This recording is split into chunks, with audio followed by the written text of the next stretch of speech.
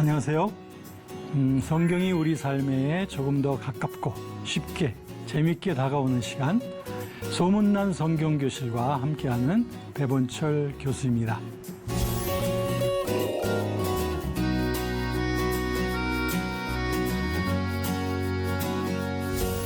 지난 시간 여러분 기억하시나요?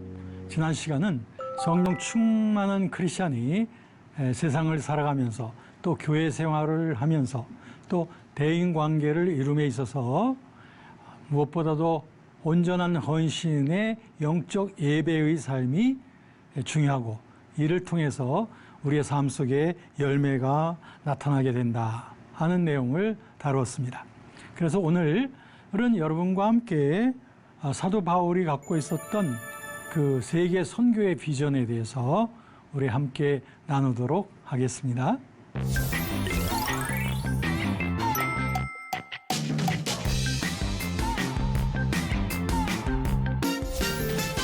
여러분, 로마서의 결론 부분이 오늘 다룰 내용인데요. 역시 바울의 총 관심사는 바로 세계의 복음 전파, 온 세계의 복음 전파는 일이었습니다. 즉, 하나님의 구원 대상은 유대인뿐 아니라 모든 이방인들, 그래서 모든 세계 열방이 바로 구원의 대상이다. 그래서 복음을 전해야 된다라고 하는 것이었습니다. 자, 사도 바울의 보시면요, 세계 선교에 대한 바울의 마음이 나타나고 있습니다.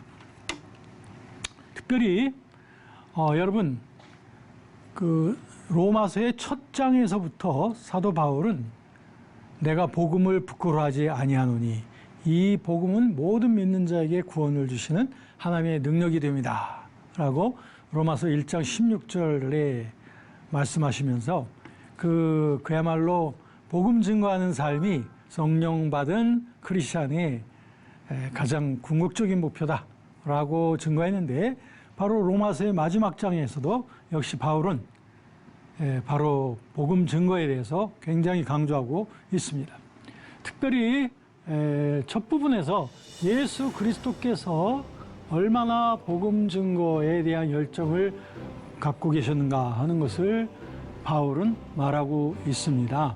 그래서 하나님께 영광을 돌리기 하기 위하여 그리스도께서 이 복음 증거에 대한 이방인을 향한 복음 증거의 확장을 하셨다는 겁니다. 그래서 유대인과 함께 즐거워하며 하나님을 찬양하고 열방 가운데서 그리스도께서 열방 가운데 다스리기까지 이 복음을 전하는 것. 특별히 15장 13절에 보면 성령의 능력으로 복음의 소망이 넘치기를 원한다. 즉, 성령께서는 우리에게 기쁨과 평강을 우리에게 충만하게 하셔서 성령의 능력으로 구원에 대한 소망, 복음 증거에 대한 소망이 우리에게 넘치게 되기를 원한다. 여러분에게도 이런 성령으로부터 주어지는 이런 복음 증거의 소망이 있으신가요? 이웃을 향한, 또 안 믿는 친지들을 향한 그 구원의 소망을 주시는 분이 바로 성령이십니다. 성령께서 저와 여러분의 영혼 속에 모든 기쁨과 평강 가운데서 이런 복음 증거의 소망이 넘치게 되기를 바랍니다. 자, 그리스도께서 이런 복음 증거의 문을 활짝 열어놓으신 것처럼 바울도 역시 자신은 복음을 위해서 산다는 거죠. 보통 바울을 이방인을 위한 사도라고 그렇게 일컫곤 하지 않습니까?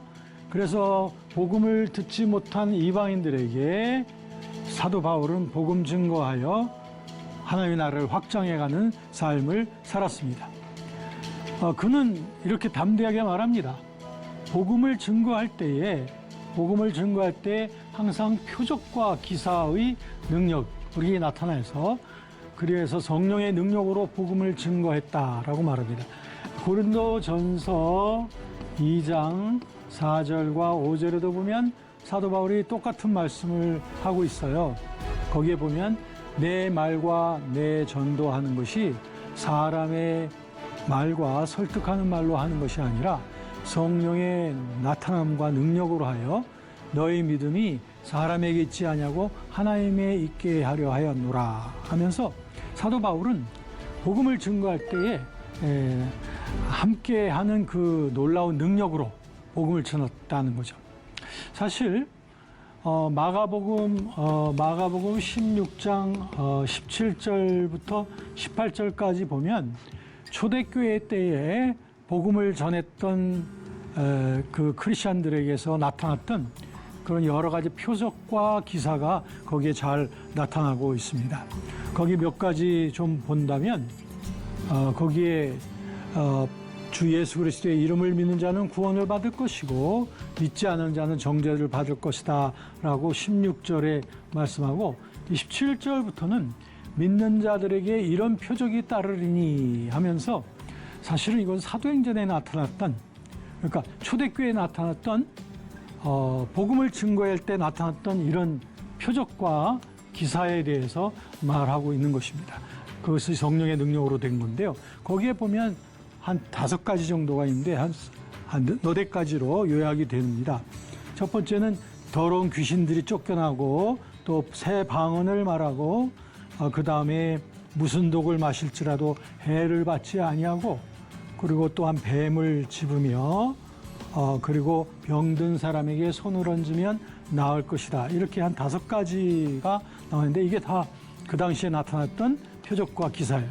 즉 이건 그냥 나타난 것이 아니라 바로 말씀을 증거하는 복음이 증거되어지는 곳에서, 그러니까 초대교회 때 나타났던 이러한 놀라운 성령의 능력이 사실 오늘날 우리에게도 간절히 요청되는 것이 아니겠습니까? 그러므로 우리들은 성령과 친밀한 교제 속에서 성령의 민감한 그 인도하심을 받기를 먼저 힘써야 됩니다. 자, 그럼 그리스도가 복음을 이렇게 확장시키셨고 사도 바울도 이렇게 복음을 전했는데 우리에게도 역시 복음 전파의 사명이 있는 것이죠. 자, 성령께서는 이런 복음 증거의 삶을 위해서 우리에게 여러 가지 일을 행하십니다. 첫째는 소망, 그 다음에 능력, 그 다음 사랑. 이 모든 것이 다 복음 증거하는 우리들에게 나타나는 성령의 사역입니다. 먼저 첫 번째는 소망입니다. 소망의 하나님이라고 그랬죠. 우리에게 소망을 넘치도록 주십니다. 기쁨과 평강 속에서 성령의 능력으로 소망이 넘치게 하셔서 그 소망 가운데 하나님 나라에 대한 소망, 복음 증거에 대한 소망을 품게 하시는 거죠. 두 번째는 성령의 능력입니다. 이것은 복음을 증거할 때 기사와 이적의 권능이 넘치게 되는 것. 이거 조금 전에 보았죠? 그렇습니다. 우리가 말과 혀로만 복음을 전하는 것이 아니에요. 우리가 말씀을 전할 때, 복음을 전할 때 거기에 성령께서 함께 하셔서 여러 가지 기사와 이적으로 성령의 능력으로 열매를 주시는 겁니다. 사람의 영혼을 회개시키시고 구원받게 하시는 그 일을 하시는 겁니다.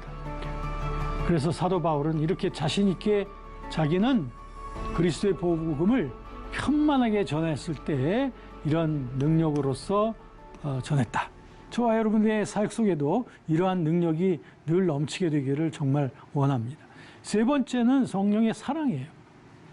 여러분, 이 사랑으로서 사실은 온 세상에 복음이 증거되어지고 사랑으로서 우리들은 그리스도의 빛이 드러나는 거 아니겠습니까?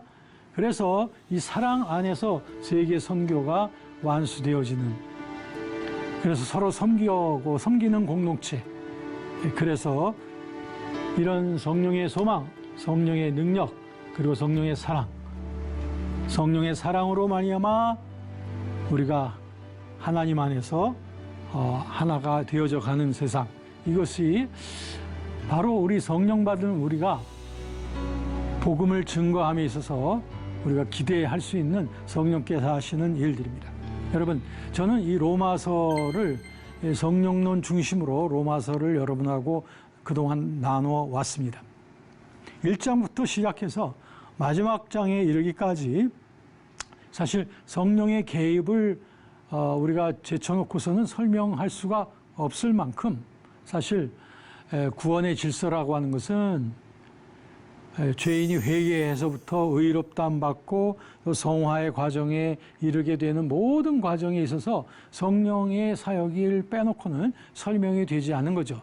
마찬가지로 이렇게 우리가 복음 증거하는 삶에 있어서도 우리는 성령께서 하시는 사역은 아주 필수적이다, 이렇게 말할 수 있습니다. 자, 이제 로마서의 그 16장의 마지막 16장으로 오면서 거기서 우리가 뚜렷하게 볼 수 있는 그 문체는 뭐냐면 서로 무난한다는 것입니다.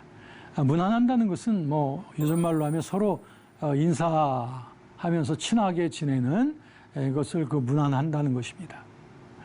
그 당시에는 그 아무래도 요즘도 그렇죠. 편지를 쓸 때 먼저 무난 인사부터 하죠. 그리고 끝날 때에도 무난 인사를 하는 것처럼 사도 바울도 로마서를 문안으로 시작해서 문안으로 끝을 내고 있습니다. 근데 여기서 우리가 좀 특징적으로 보는 것은 바울은 모든 그리스도인들을 그냥 뭉뚱그려 가지고 문안을 하지를 아니하고 생각나는 그 사람들을 그룹들을 이렇게 떠올려 가면서 구체적으로 문안을 하고 있습니다. 그들을 정말 떠올려주고 싶은 거죠. 모든 사람들 앞에서 그 사람들의 공로와 그들의 수고를 이렇게 함께 칭송해주고 싶었던 거죠. 특별히 제일 먼저 사도 바울이 꼽았던 사람들이 브리스길라와 아굴라입니다. 이 두 사람은 바울의 옆에서 같이 고통했고 같이 땀을 흘렸고 그야말로 바울의 손과 발이 되어서 애썼던 그런 커플입니다. 그래서 제일 먼저 이렇게 언급을 하고 있습니다. 그 외에도 바울의 목숨을 위해서 생명의 위협을 감수한 사람들, 또 아시아 지역에서 처음으로 회심한 사람들, 얼마나 소중하게 여겨지겠습니까? 바울. 교회를 위해서 많이 수고한 사람들 기억하고 싶죠. 그리스도 안에서 인정받은 사람들, 야, 하나님 앞에 인정받았다. 주 안에서 열심히 수고한 사람들, 주 안에서 택하심을 입은 모든 사람, 바울과 온 교회를 잘 살펴준 사람들. 우리도 이런 사람들의 그룹 속에 들어갔으면 좋겠어요. 우리도 주님께로부터 많이 수고했다. 예? 많이 수고했다라고 하는 그런 인정, 그리스도에서 인정받았다라고 하는 그런 평가를 받을 수 있는 우리가 되는 것. 이것이 사실 우리 세상에서의 우리의 의미 있는 일이 아닐까 생각을 합니다. 사실 제 주변에 어떤 권사님이 오늘 새벽에 천국에 입성을 하셨습니다. 그래서 그분 그 천국 입성 예배를 오늘 오전에 함께 드렸는데요. 그때 제가 그 권사님을 생각하면서 말씀을 전할 때 저도 모르게 그 감격이 터져 나왔습니다. 그 감격이 무엇이었냐면 그 권사님은 정말 한 사람의 성도로서 수십 년 온 생애를 말없이 수고했다고 하는 그 하나님 앞에 정말 그런 인정을 받은 분이시리라라고 하는 그러한 감동 때문이었고, 그 권사님은 또한 특별히 그 목사님의 그 또 어머니시기도 하셨어요. 그런데도 항상 앞에 나서지 아니하시고 모든 일들을 뒤에서 하시면서 정말 그 목회자 부부가 목양을 잘 할 수 있도록 모든 일을, 굳은 일들을 다 감당하신 분이었습니다. 그분에 대해서 이렇게 생각할 즈음에 제 마음속에 감동이 솟구치면서 이런 감동은 마치 어쩌면 하나님께서 저 권사님을 천국으로 받아 주시면서 하나님께서 저렇게 칭찬해 주시고 저렇게 하나님께서 감격해 하시지 않을까라고 하는 그런 생각을 갖게 되었던 겁니다. 저희도 이런 반열에 들기를 원합니다. 예, 바로 성령 안에서 살아갈 때 우리들은 이런 사람들이 되어질 겁니다. 자, 이것은 이제 로마서의 마지막 장에서 특별히 마지막 그 세계 선교와 그리스도인들 사이에 풍성한 그 교제의 의미를 말하면서 마지막에 이 그 한 가지 상당히 그 소극적인 면을 다루고 있습니다. 이건 뭐냐면 이단들에 대한 것입니다. 거짓 교사들, 사이비들. 어떻게 보면 로마서의 세계 선교에 관한 복음 증거에 대한 것을 맨 마지막에 장식을 하면서 그래도 꼭 빼놓아서는 안 된다고 본 것이 바로 이 부분이었던 것 같아요.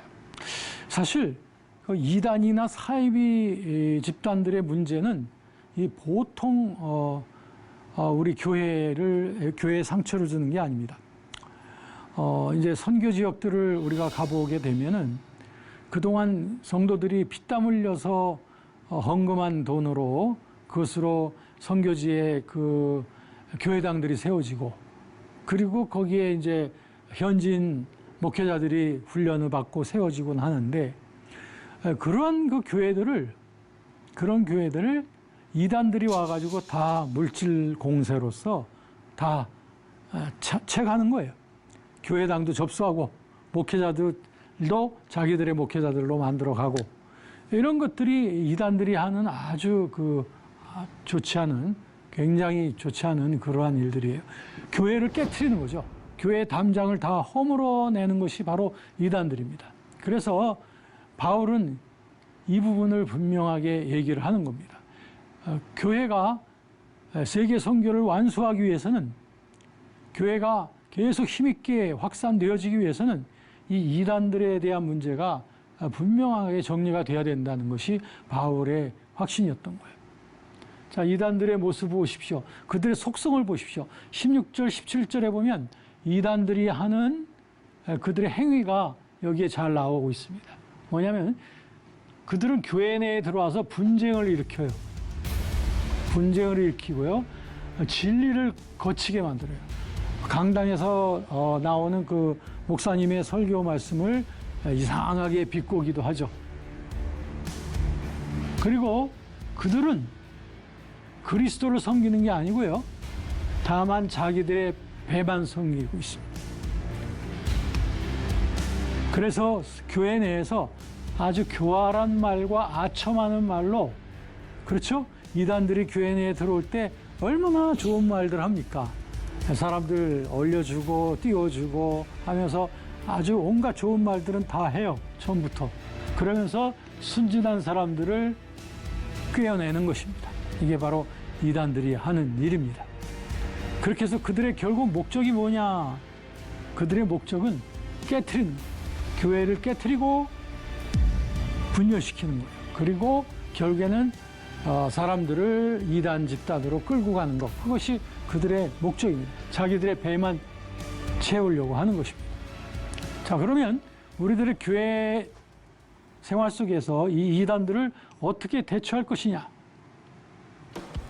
자, 우선 이런 사람들을 우리가 교회에서 만나게 되면 이런 사람들을 잘 살펴야 돼요. 잘 살펴서 이것이 어떤 점이 이단성이 있는가 하는 걸 잘 살펴가지고 그들에게서 떠나야 됩니다. 이거 굉장히 중요합니다. 자꾸 상종하면 안 되죠. 떠나야 됩니다. 그래서 그들로 하여금 떠나게 하고 상종을 하지 말아야 됩니다. 자, 이렇게 해서 우리들이 선한데 지혜롭고 이런 미련하고 악한 이단 속설에 빠지지 말아야 되겠다. 그리고 궁극적으로는 우리는 기도하면서 하나님께서 교회를 강건하게 붙잡아 주실 것을 믿으면서 평강의 하나님이 사탄을 우리 발 아래에서 상하게 할 것이다 라고 하는 그런 확신을 가지고 적극적으로 이단들과의 투쟁을 해야 됩니다.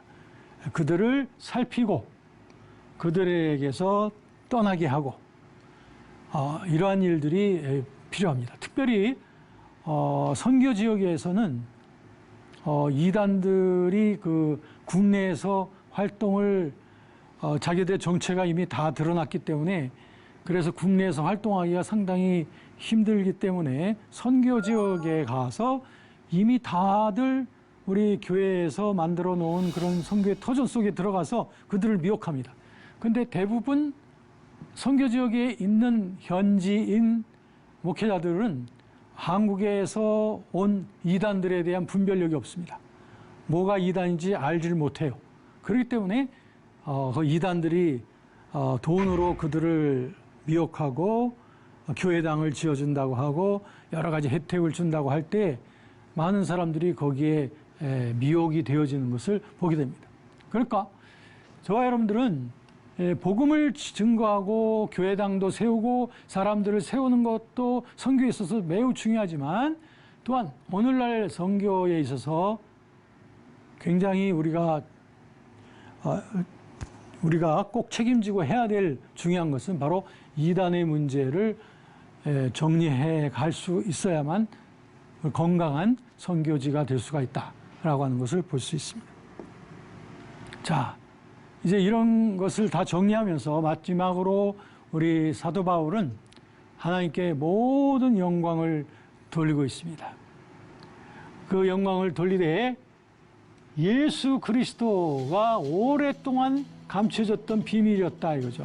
옛날 구약의 선지자들로부터 오랫동안 기다려지고 비밀스럽게 말해지던 것들이 이제는 확연하게 드러났다 이거죠.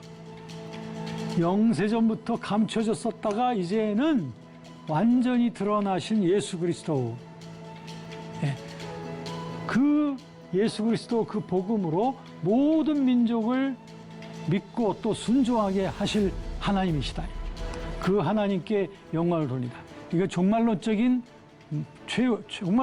구원의 승리를 사도 바울이 여기서 선언을 하고 있습니다. 우리를 복음으로 견고하게 하실 하나님이시다. 그러면서 마지막으로 축도로서 마지막 바울은 하나님께 영광을 돌리고 있는 것을 보게 됩니다. 자, 그래서 바울이 로마서 16장 마지막 장에서 매우 핵심적으로 강조를 했던 것은 바로 문안입니다. 즉 예수 그리스도 안에 있는 모든 지체와 각 부분들이 친밀히 문안하는 삶을 통하여 하나님의 영광을 완성을 이루어가는 친밀히 문안하는 삶, 이것이 결국 오늘날 우리 그리스도인들의 모든 공동체들이 교파와 교파를 초월하여 그리고 피부색을 초월하여 인종과 언어를 초월하여 각 지역을 초월하여 예수 그리스도의 피로 말미암아 죄사함 받고 예수의 생명으로 구원받은 모든 우리 그리스도의 교회는 친밀한 문안의 삶을 계속해야 됩니다. 개교회를 뛰어넘어 그리고 선한 일 속에서의 아름다운 문안과 주 안에서 수고한 이 모든 문안, 이런 것들을 같이 함께 격려하고 그리고 서로 성축할 수 있는 이런 교회가 되어지는 것, 이것이 우리 하나님의 꿈이시고 또 사도 바울 속에 있었던 세계 선교를 이루기 위한 교회를 위한 꿈이었습니다. 이처럼 사도 바울은 로마서의 마지막 16장을 그리스도 안의 교제의 그 문안, 초교파적인 그리고 지역과 지역을 초월한 언어와 인종을 초월한 이런 아름다운 교제의 유니티를 통해서 세계 복음화의 완수가 이루어질 수 있다는 것을 웅변적으로 강조를 하고 있습니다.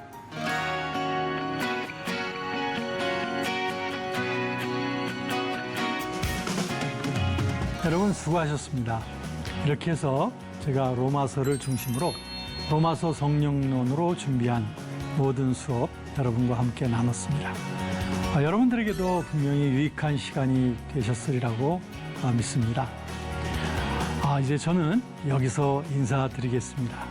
지금까지 함께 해주셔서 참 감사했습니다. 여러분 주님 안에서 늘 행복하시기를 기도하겠습니다.